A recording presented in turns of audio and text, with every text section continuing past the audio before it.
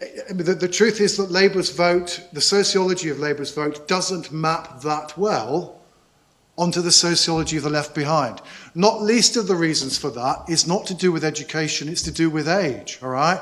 Labour's vote is an awful lot higher amongst younger voters than amongst older voters, so why should we expect Labour voters to be particularly in favour of leaving? And even the education, I happened to have to look at this last night, which is why I know it. The biggest estimate of the difference in the Labour vote in 2015 between graduates and those with educational qualifications is 9 percentage points, and some surveys put it pretty close to 0. So the educational divide, at the moment at least, is no longer particularly reflecting Labour's vote. Now, take your point, that may be the consequence of long-term changes in Labour's vote, but I guess the question that you face as a Labour politician is which vote do you wish to chase, or at least perhaps in your case hang on to? The one you've already got, or the one that you might have had 20 years ago but perhaps sailed away an awful long time ago? Jeff Evans and others have shown that from the late 1990s onwards, it was mainly Labour's positioning on Europe and immigration that created a significant problem among its traditional blue-collar electorate, and that initially from sort of 2001 onwards, there was a sort of drifting into apathy, and in some communities a sort of switch to parties like the BNP, but then in quite a few of those areas, it wasn't that UKIP was directly picking off Labour voters, it was also that UKIP was sort of reshuffling the opposition in those seats, picking up Conservatives, Lib Dems and some former Labour voters. What is true of the general electorate is also true of Labour voters. The ideal solution, outcome for the modal Labour voter is to maintain free trade and to restrict immigration. All right, this is true of both Conservative and Labour voters. So it seems to me pretty clear what Labour should do. If, as it seems to be likely, that the UK's initial negotiating stance will be to try to go for a compromise and to say, yes, we want to maintain access to the single market, but we're not willing to keep freedom of movement, it seems to me it would be sensible for the Labour Party to say, yep, that sounds sensible, and by the way, make sure you deliver it. If then the EU forces the UK into a hard choice, then as I've suggested, it may well be the case that the Conservative Party will say no deal. In those circumstances, the Labour Party can then simply say, no, you've made the wrong choice, and by the way, the reason why we're having to make this choice is because you've screwed up the negotiations. It's the luxury of opposition. But it seems to me that at the moment the Labour Party is kind of getting itself involved in an argument, ironically, between moderates who actually seem to be more willing to compromise on free trade than the left of the party, which is kind of slightly curious. But then actually, rather than getting to this argument about what do we think is an ideal outcome, I would just simply say the ideal outcome for you is to actually nail the government to the mast of delivering both, and then when they fail, to reap the reward. You know, it's easy to be generous when in good times. It's less easy to be generous in hard times, and that is at the heart. And then, of course, we have Labour's own particular oddities in allowing its management of the party to do things that are not in line with the electorate and to move away from the position of the electorate as a whole. And it doesn't, you know, none of that is going to change any time soon. But expecting coherence from the Labour Party at the moment, yeah, good luck. But perhaps they don't need it, as you say, Sean. We cannot presume who will get the credit or the blame for any particular outcome to negotiations. I've already suggested that if the negotiations don't go well, quote unquote, however defined, there will then be potential for a political dispute between the government and opposition as to who should get the blame. I would suggest to you the same is equally true between the United Kingdom and the European Union. If, for example, the UK government can persuade the public that, you know what, we were terribly reasonable. We said, look, you know, we just want to cut immigration a bit, or we want an emergency break a la EFTA Norway style. And if you do that, otherwise we'll sign up to the single market. And the EU still say no, you know what, I suspect there'll be no better way to confirm people in their view that actually getting out of the European Union was a rather good idea. I mean, I think, you know, in the first session, Matthew quite rightly pointed out that there are long-term aspects to this. And the truth is the United Kingdom has never been more than a semi-detached member of the European Union, either psychologically, let alone in terms of the sum of its legal provisions. And therefore, you are talking about a public where it might be relatively easy to persuade people that it's the European Union that, by the way, is not willing to trade freely, rather than the United Kingdom. And again, I think my advice to European Union politicians is do not presume that if you push the UK to making the choice, that you will necessarily get the better of it politically. I'm very late to it, but I'm reading Robert Tombs's History of the English at the moment, and it's a nice reminder of how often the English in particular have taken to the street when they felt that the London elite is not listening, from the sort of peasants' revolt onward. Interestingly enough, the same areas and communities that now provide the bulk of support to the UK Independence Party. So there's some interesting cultural traditions going on in those parts of the world.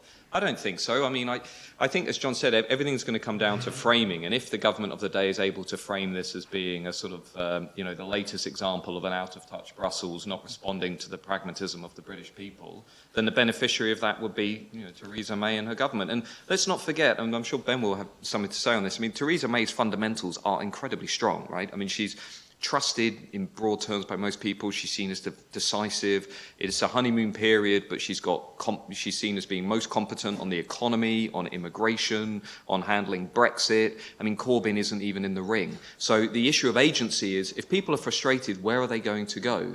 I don't see sort of Corbyn-led Labour Party as the beneficiary. I don't see a kind of quite weakened UK Independence Party necessarily being the beneficiary. I think much will come down to Theresa May framing herself, much like Thatcher did, as a politician who's trying to do the best for Britain and was unable to make any headway among a sort of esoteric, self-serving elite in Brussels. I mean, I imagine that's how it will be framed. The point you make is well made, that at the beginning of the century, places like Newcastle and Devon, where I come from, with relatively few migrants, were in some ways much more concerned than, say, white Londoners. What's happened since then, however, is that concern has actually risen even in London, although not necessarily for racial reasons, but simply because of overcrowding and house prices. So in London now, a majority of people still say immigration is a problem, including many migrants themselves. But it's complex. But yes, there is and the media have a role as well.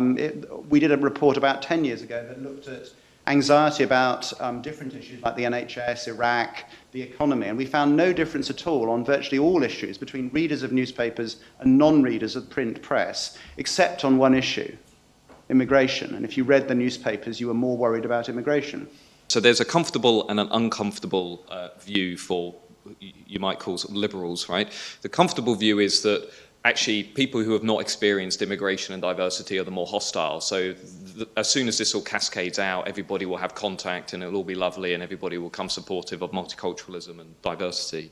Sort of uncomfortable view is that actually that experience of ethnic and demographic change does actually fuel hostility among certain social groups, and therefore the future might be a bit bleak. But it's while it's happening, and I think this is the tension, let me just come in there. Yeah. So if you look, for example, at the JRF report that I did with Ollie, we found that it was in local authorities that had experienced the sharpest increase in EU nationals over the last 10 years, where you often found the strongest support for Brexit. Now that is against some of the evidence that says, well, it's also in, well, it's not against, but that sits alongside evidence that suggests in all white areas you often also had support, strong support for Brexit. And with the Trump phenomenon now, we're seeing quite a few studies that would suggest in areas that had experienced the sharpest demographic change in recent history, they were often very sort of Trumpian in their outlook, more likely to vote for Trump. But as Ben says, I mean, what we don't know is the sort of longer-term effect of that. Is that just a short-term knee-jerk reaction? Is it a kind of, is it once you get to a certain tipping point, the sort of mythical tipping point that academics have always tried to find, which is when you hit 30%, bang, everybody becomes a bit more comfortable and easy with that new reality? Or is it a sort of more awkward, uncomfortable theory where actually the more ethnic change you have, the more uncertainty and anxiety you have among, say, white working class voters? Actually, London is full of liberal white types, but a lot of us have migrated here from other parts of Britain. Other people have migrated out, and so that is the $60 million question. And you're a self-selecting bunch of liberals. On the referendum vote, there wasn't really much of a gender gap, nowhere near the extent that you see, for example, with radical right voting, where there's quite a pronounced gender gap. Most, if not all, West European states. You see that with the UKIP vote, and I'm sure we'll see it next April with the Le Pen vote. Although interestingly, there's some evidence to suggest that Marine Le Pen might be closing that gender gap, certainly compared to her father, but sort of early days. So, I mean, those would be my sort of thoughts on the gender aspect. I don't see a sort of relationship there with education too much. I mean, I think there's an interesting question mark, and this was raised by Mike Apes, about the extent to which the coalition of sort of Brexit voters or radical right voters is actually going to start to possibly change over time, because we tend to be quite insular and esoteric in our debates in Britain. But if you look at some of the other European states, you look at, say, Austria at the moment, which has a presidential contest, which is really interesting. You know, the strongest group of supporters for the Freedom Party of Austria are young Austrians. A couple of years ago, around 42% of young Austrians said they were voting for the Freedom Party, which is the complete opposite of what we see with the UK Independence Party. So I think we sort of need to hold back from kind of jumping into, yes, this is just a sort of angry, old, white, less well-educated man. I think there's a lot more fluidity. I mean, Ben made this point about the Brexit vote, but there's a lot more fluidity. I expect there may still be more fluidity to come in the future. Obviously, you cannot replicate CETA because it's a Canada-specific agreement, but the Canada option is generally shorthand for a wide-ranging free trade agreement which covers tariff-free access for goods, perhaps some harmonization of services, but not free movement.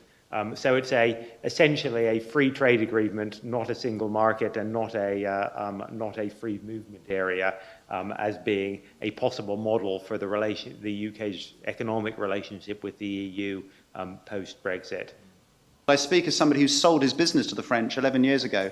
The French and the Belgians are just like on your bikes, and that we need to be punished. So there's quite divided views across Europe. And I think one of the challenges in this whole process, of course, is that at the end, the European Parliament gets to vote on it. So even if the negotiators agree something, the Parliament may not. And what's going to, the tensions in the government's position around the jams, just about managing and how they're going to be feeling over the next few years, I think is fascinating, because the numbers look challenging if you believe the Institute for Fiscal Studies and the Resolution Foundation, which not everybody does, of course. Liam Fox probably doesn't, but the numbers do look challenging. Who they will blame and where they will go if it doesn't root out as planned, given Corbyn's complete ineptitude, who knows? I don't think you can trace it to a specific event that has sort of fueled, English identity. I know it's been a fairly consistent feature in the surveys that people who identified as English rather than British were outside of London were overwhelmingly more likely to say, right, I'm going to back Brexit. And that is why I think we've got this sort of interesting debate emerging within Labour by sort of John Denham and Maurice Glasman and others about, what Englishness actually means politically, around whether they need to sort of start thinking about things like community and belonging more seriously. It's probably why today Paul Nuttall's running around a television studio saying that he's going to talk to a patriotic English working class, right? Because why bother talking to the Scots if you're the English Independence Party? And I think that's very much where that tension between Labour and the sort of radical right will come into play. I think it's easy to exaggerate the extent to which the phenomenon of Englishness being linked with anti-immigrant attitudes is a new phenomenon. It isn't. I can point you to stuff I wrote 15 years ago indicating that those who have a sense of British identity are more likely to be in favour of multiculturalism, less concerned about immigration than are those who have an English identity. And I think to understand that, we need to remember the way in which Britishness has been reframed in England. The multicultural identity that's promoted by, for the want of a better word, the metropolitan liberal elite in the UK has been of Britishness. Yeah. Whereas Englishness, as it were, has been left. And actually, very few, one clue to this is that very few people who belong to the BAME population are willing to describe themselves in English. North of the border, it's very different.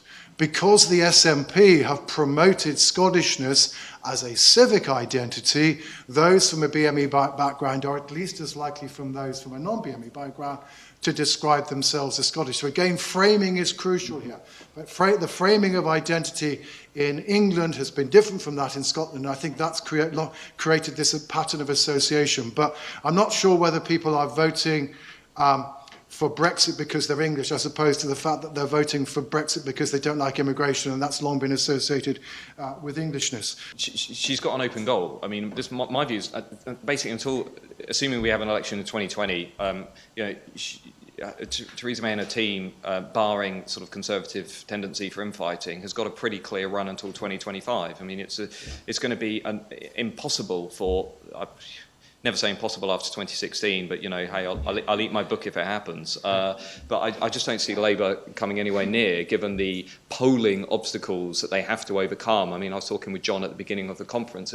Labour needs to, as John's numbers suggest, Labour needs to be somewhere around 12.5 percentage points ahead in the polls to get a majority. I mean, this is not going to happen as long as Corbyn leads the Labour Party. So on the one nation Disraeli type conservatism, she's playing it smartly. She's saying to the aspirational blue-collar working class left behind that actually she can speak for them on Brexit and migration, which is going to cause a really big problem for UKIP on their radical right flank, because they don't really have that much to say other than, well, we're going to make sure Brexit means Brexit. Well, Theresa May's saying that as well. I'll share with you my reaction when I heard Theresa May's conference speech. And it was, so somebody is basically arguing for what we might call socially responsible capitalism. And I thought, I wonder if the UK is now about to rediscover the continental Christian democracy that appears to have died across most of continental Europe, but maybe now is going to be revived in the UK. Would that not be an irony if that were a fallout from Brexit? That said, however, can I just point out that there was one crucial parenthetical rider in Matthew's portrayal of Theresa May's prospects, and that was if there isn't conservative infighting. And can I suggest to you that that is a pretty major rider, and that yes, we have a dysfunctional opposition. The question that still seems to be answered is whether we actually have a functional government or not. Okay. But I'll let Nicky Morgan answer that question in the next session.